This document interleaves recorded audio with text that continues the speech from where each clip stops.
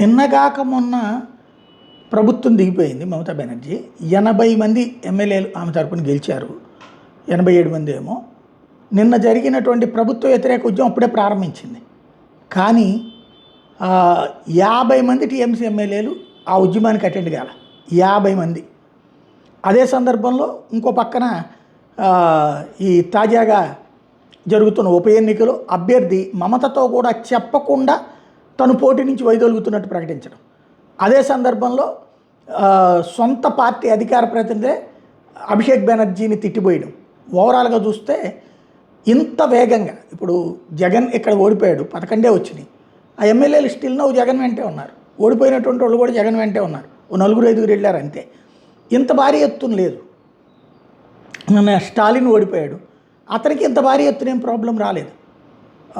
అంత మమతా బెనర్జీ ఒక్కదానికే ఈవెన్ కేరళలో ఉంది, విజయన్ ఓడిపోయాడు. కమ్యూనిస్టులు ఏమన్నా అంత దారుణంగా అతన్ని అవమానిస్తున్నారు? ఈవెన్ పబ్లిక్ ఏమన్నా అట్లా తిడుతున్నారా?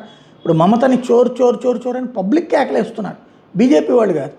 అంటే మమత మీద అంత అసహ్యం పుట్టింది, అంత అసహ్యం పుట్టేటట్టు బిహేవ్ చేసింది అన్నది అర్థమవుతుంది.